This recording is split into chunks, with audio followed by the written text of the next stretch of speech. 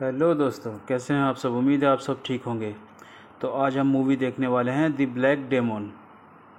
तो मूवी की शुरुआत में हम देखते हैं दो आदमी को जो कि पानी में नीचे कुछ ठीक करने जा रहे होते हैं। ये एक कंपनी होती है जिसका नाम नेक्सन होता है और ये दोनों नीचे कुछ ठीक करने जा रहे होते हैं। ये लोग यहाँ से ऑयल निकालने का काम करते हैं। एक आदमी का नाम नैचो होता है और दूसरा आदमी ऊपर बैठा होता है। नैचो जाता है पानी के नीचे कुछ ठीक करने के लिए और जैसे ही नैचो नीचे जाता है तो उससे कुछ अजीब सा नज़र आता है और ऊपर बैठा हुआ आदमी वो भी कुछ परेशान सा दिखता है। वो नैचो को बार बार रेडियो से कांटेक्ट करता है और नैचो और इसका कांटेक्ट टूट जाता है। नैचो कुछ ठीक कर रहा होता है, तभी अचानक एक बड़ी सी फिश आके नैचो के ऊपर हमला कर देती है और नैचो का काम तमाम कर देती है। और तभी वो ऊपर बैठा हुआ आदमी बोट की लाइट जला देता है ताकि नैचो को पता चल सके कि यहाँ ऊपर आना है और वो इंतज़ार कर रहा होता है। तभी वो फिश ऊपर आती है और आके उसके ऊपर भी हमला करती है। वो बोट समेत उस आदमी को भी निकल जाती है और यहाँ से सीन शिफ्ट होता है और हमें दिखाया जाता है एक फैमिली को जो गाड़ी में इसी तरफ आ रही होती है। और इसमें आदमी का नाम होता है पॉल, बीवी का नाम होता है एनिस, बेटे का नाम होता है टॉमी और बेटी होता है उसका नाम होता है एड्री। ये लोग यहीं टाउन के अंदर आ रहे होते हैं। तो हमें पता चलता है कि पॉल जो है वो इसी कंपनी में काम करता है और उसकी यहाँ पे अभी नई नई शिफ्टिंग हुई है। और जैसे ही ये लोग टाउन के अंदर आते हैं तो टाउन बहुत वीरान वीरान नज़र आता है। पॉल यहाँ पर पहले भी काम कर चुका है, वो 15 साल पहले यहाँ पे काम कर चुका था, लेकिन तब माहौल कुछ और था, इस तरह वीराना नहीं था। ये देखकर ये सभी लोग काफ़ी परेशान होते हैं। इसकी बेटी भी इसे कहती है कि ये कैसी जगह है और पॉल के साथ साथ एनएस भी ये देख के काफ़ी हैरान हो जाती है, क्योंकि जब ये 15 साल पहले यहाँ पे थे तो इस तरीके का ये टाउन नहीं था। अभी तो ये टाउन बिल्कुल खाली हो गया और यहाँ कोई भी नहीं है। तो ये लोग आगे जा रहे होते हैं। तभी एनएस पॉल से पूछती है कि तुमने होटल तो बुक किया है कि नहीं किया है। तो पॉल कहता है नहीं, मैंने नहीं किया। वो कहता है होटल वैसे भी इतना भरा हुआ नहीं होगा, होटल खाली होगा। तब ये लोग जाते हैं होटल की तरफ और इन्हें नज़र आता है कि होटल तो खंडर हो गया है, वहाँ कोई भी नहीं होता। तभी पॉल जाता है, वहाँ सामने एक आदमी बैठा होता है, उससे बातचीत करने लगता है। वो आदमी पॉल को बड़े अजीब तरीके से घूरता है। तभी वहाँ पे एनएस भी आ जाती है और ये दोनों उस आदमी से बात करते हैं। वो कुछ गुंडा टाइप आदमी लगता है, लेकिन पता नहीं वो कौन था। तो पॉल उससे कहता है कि आप हमारी मदद करेंगे।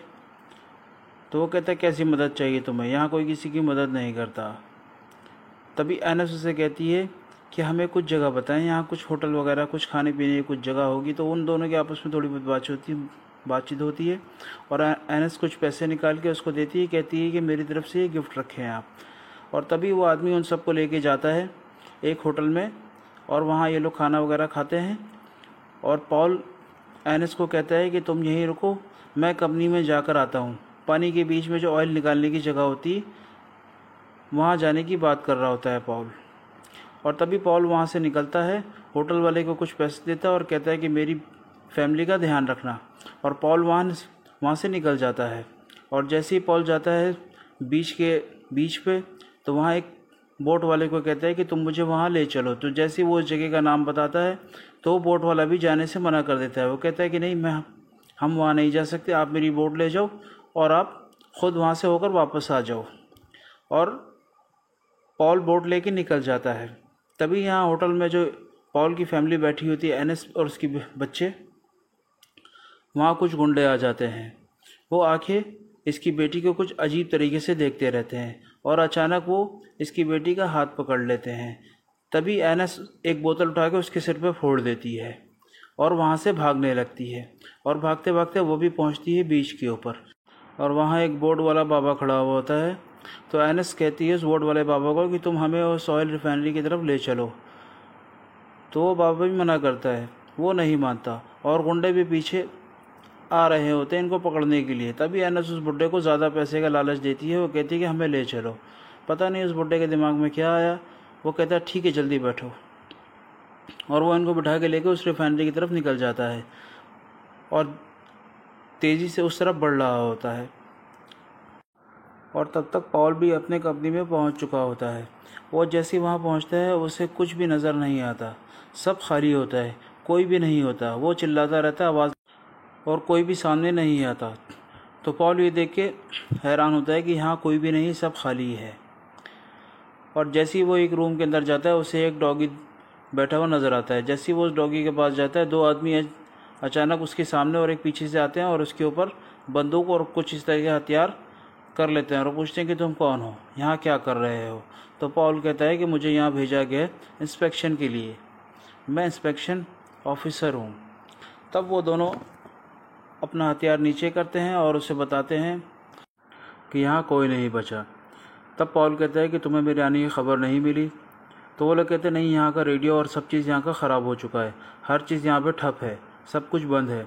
तो पॉल कहता है कि बाकी के सब लोग कहाँ गए।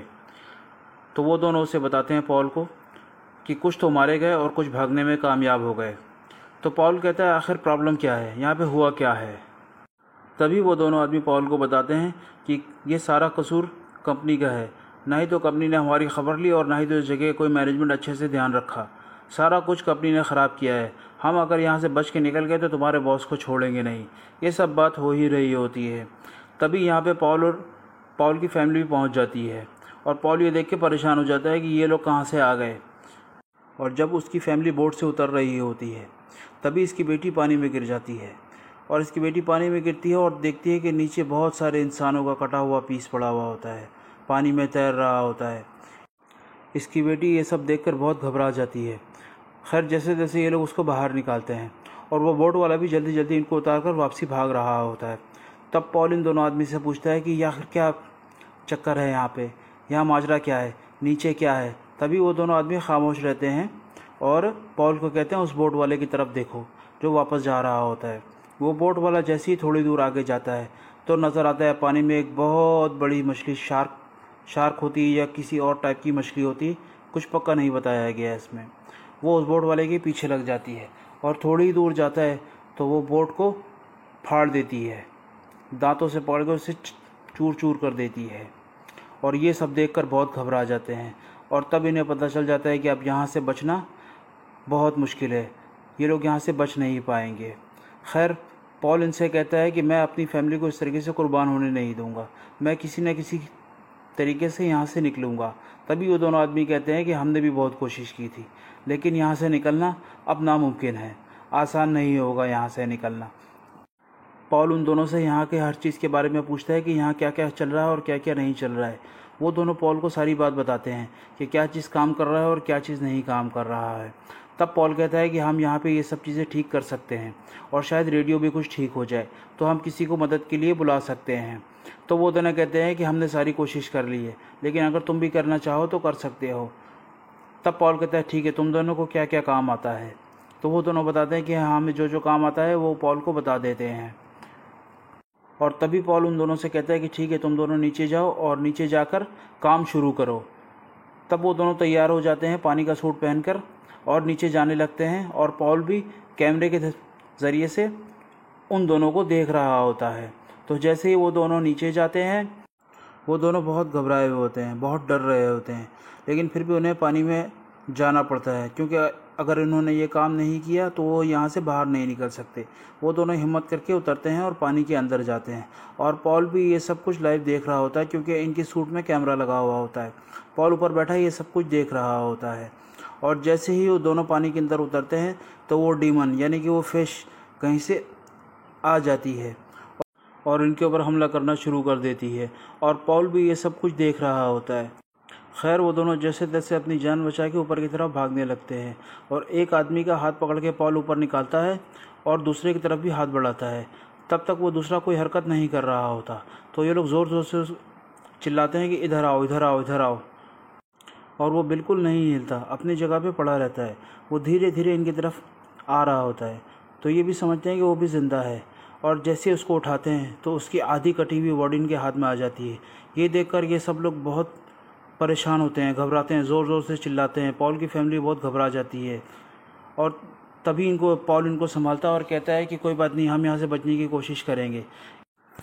और पॉल उनको कहता है कि ठीक है, तुम सब जाओ, सब सामान देखो यहाँ पे क्या क्या सामान है, किसी भी तरीके का सामान हो वो सब सामान जमा करो अपने आप को बचाने के लिए। कोई हथियार हो, कुछ भी हो, किसी भी किस्म का कुछ भी हो तो आप सब चेक करो। और तभी ये सब काम पे लग जाते हैं और हर जगह ढूंढने लगते हैं। और तभी पॉल की बीवी को कुछ पेपर्स मिलते हैं, वो उन पेपर को पढ़ने लगती है। खेलते खेलते नीचे की तरफ जाता है और वो पानी में गिर जाता है और पॉल ये ऊपर से देख रहा होता है और वो भी वहीं से पानी में कूद जाता है और अपने बेटे को बचाने लगता है। तभी वो मछली भी वहाँ पहुँच जाती है, वो भी इनके ऊपर हमला करने लगती है, लेकिन पॉल किसी भी तरीके से अपने बेटे को ऊपर की तरफ निकाल लेता है। और पॉल की बीवी को जो पेपर मिलता है वो उसे पढ़ रही होती है। उसे पढ़ के ये पता चलता है कि असल में ये जगह तो खंडर है, ये जगह काम करने के लायक ही नहीं, इसे डिस्ट्रॉय करना चाहिए था। लेकिन पॉल की कंपनी ने पॉल को कहा कि तुम इस जगह को पास करो, क्योंकि पॉल एक इंस्पेक्शन ऑफिसर होता है। पॉल की कंपनी वाले पॉल को एक बहुत बड़ा अमाउंट ऑफर करते हैं और कहते हैं कि तुम इस जगह को पास कर दो। तभी पॉल पैसे लेकर 15 साल पहले इस जगह को पास करके यहाँ से चला जाता है। और इसकी बीवी इससे इसी बात पे झगड़ रही होती है कि आज हम मुसीबत में तुम्हारी वजह से हैं। तभी पॉल उन्हें समझाता है कि देखो, उस वक्त हमें पैसे की बहुत ज़रूरत थी, अगर मैं ये नहीं करता, और ये मेरा काम था, अगर मैं नहीं करता तो कोई और यहाँ पे होता और वो ये काम करता। तो पॉल की बीवी और पॉल के बीच में बहुत झगड़ा होता है। तभी इसके दोनों बच्चे भी आ जाते हैं। वो कहते हैं कि मम्मी पापा झगड़ा कर रहे हैं, तो ये कहते हैं नहीं नहीं, हम झगड़ा नहीं कर रहे हैं। और तभी ये दोनों मिलके कोई सोल्यूशन निकालने की कोशिश करते हैं। पॉल बहुत परेशान होता है। पॉल का उसको दूसरे आदमी के साथ भी झगड़ा हो जाता है जो पहले से यहाँ पे था। पॉल उस दूसरे आदमी को भी अपनी गलती बताता है कि यहाँ जो कुछ भी हो रहा है उसका जिम्मेदार मैं ही हूँ। तब वो दूसरा आदमी भी उसे कुछ नहीं कहता है, वो उसे माफ़ कर देता है और वो कहता है कि चलो मैं तुम्हारी मदद करूँगा, यहाँ से कैसे निकलना है। और वो दोनों काम शुरू कर देते हैं यहाँ से निकलने के लिए। और तभी वो दूसरा आदमी रेडियो भी ठीक करता है। रेडियो में कुछ वो बात करने की कोशिश किसी से कर रहा था, लेकिन रेडियो 1-2 मिनट चलने के बाद ही फिर से ख़राब हो जाता है, रेडियो काम नहीं कर रहा होता। ये लोग बहुत कोशिश करते हैं लेकिन कुछ नहीं हो रहा था। और तभी पॉल एक प्लान बनाता है। वो अपनी फैमिली और उस आदमी को कहता है कि तुम सब मिलके एक छोटा बोर्ड बनाने की कोशिश करो। और वो लोग सब इस काम में लग जाते हैं, बोर्ड बनाने की कोशिश में लग जाते हैं। और पॉल के साथ जो आदमी होता है वो आता है पॉल के पास और पूछता है आखिर तुम्हारा प्लान क्या है। तो पॉल उसे अपना प्लान बताता है। वहाँ पानी के नीचे एक बॉम्ब लगा हुआ होता है जिसे उस आदमियों ने लगाया होता है इस जगह को उड़ाने के लिए, जगह ख़त्म करने के लिए, ताकि यहाँ पे ना कोई आ सके ना जा सके। पॉल कहता है मैं नीचे जाऊँगा और इस बॉम्ब को उस फिश के मुंह में डाल दूँगा। वो आदमी कहता है कि इससे तुम भी नहीं बच पाओगे। तो वो पॉल को कहता है कि ये सारी गलती मेरी ही है और मुझे ये ठीक करना पड़ेगा, क्योंकि अगर मैंने इस जगह को पास नहीं किया होता तो यहाँ कुछ भी नहीं होता, ना ही यहाँ पे लोग होते और ना यहाँ पे इतने लोगों की जान जाती। तो इन सब का ज़िम्मेदार मैं हूँ, तो मुझे ये ठीक करना पड़ेगा। और ये लोग अपने काम में लग जाते हैं। और फिर उसकी बीवी को भी ये बात पता चल जाता है, तो उसकी बीवी मना करती है कि नहीं, तुम ऐसा कुछ नहीं करोगे। तो वो अपनी बीवी को कहता है कि मैंने अपनी ज़िंदगी में बहुत गलतियाँ की हैं, मुझे ये काम ठीक करने दो, मुझे ये सही करने दो। अगर मैंने ये सही नहीं किया तो कोई भी बच नहीं पाएगा, मुझे ही जाना पड़ेगा। और यहाँ पे इसकी बीवी बहुत इमोशनल हो जाती है। और तभी पॉल पानी में चला जाता है। और जैसे ही पॉल पानी में जाता है तो इसका दूसरा साथी इसकी फैमिली को जल्दी जल्दी उस बोट में बिठाता है जिसको इन लोगों ने खुद बनाया होता है। और बोट में बैठ के ये लोग पानी से दूसरी तरफ जाने लगते हैं। और पॉल नीचे इंतज़ार कर रहा होता है उस फिश का, उस बड़ी मछली का। वो बड़ी मछली नहीं आ रही थी। तभी पॉल कुछ पाइप काटता है और ऑयल वहाँ से लीक कर देता है, कुछ केमिकल लीक कर देता है, जिससे वो मछली इसकी तरफ आने लगती है। और पॉल उस बम को भी निकाल के अपने साथ बांध लेता है। और तब तक वहाँ पे वो शार्क भी आ चुकी होती है। वो पॉल को देख लेती है, वो पॉल के ऊपर हमला करने वाली होती है। और पॉल भागकर एक गेज में, एक लोहे की जाल के अंदर घुस जाता है। और वहाँ से वो रेडियो से अपनी फैमिली को फ़ोन करता है और अपनी फैमिली से बात करता है। तभी हमें पता चलता है कि पॉल का प्लान असल में यहाँ पे ख़ुद को मारने का ही था। और वो अपनी फैमिली और उस आदमी से बात करता है, वो सबसे माफ़ी मांगता है। और वो उस आदमी को कहता है कि तुम टाउन के लोगों से भी मेरी तरफ से माफ़ी मांग लेना। तो उसकी बीवी कहती है नहीं, तुम खुद आके माफ़ी मांगोगे। और यहाँ पे ये सब बहुत इमोशनल हो जाते हैं। और तभी बम फटने में टाइम भी बहुत कम रह जाता है और पॉल फ़ोन बंद कर देता है और उस जाल से बाहर निकल जाता है, उस केज से बाहर निकल जाता है। और जैसे ही बाहर निकल के वो खड़ा रहता है और नीचे से वो फिश आती है और बिल्कुल पॉल को निगल जाती है। और जैसे ही वो पॉल को निगलती है वो बम फट जाता है। पॉल के साथ साथ वो मछली भी मर जाती है। और ये लोग बाहर की तरफ जा रहे होते हैं, तभी कुछ लोग भी आ जाते हैं और इनकी फैमिली को बचाते हैं। और फिर पीछे देखते हैं तो वो जगह भी फट जाती है, वो ऑयल निकालने वाली जगह भी पानी के अंदर डूब जाती है और ये लोग वहाँ से बच के निकल जाते हैं। यानी पॉल ने अपने आप को कुर्बान कर दिया अपनी फैमिली और बाकी लोगों को बचाने के लिए। बाकी लोग कौन थे? बस एक ही जिसका साथ था वो भी बच जाता है। तो पॉल की ये कुर्बानी आप लोगों को कैसी लगी दोस्तों? प्लीज़ हमें बताएं। हमारे चैनल को लाइक करें, सब्सक्राइब करें और हमें सपोर्ट करें।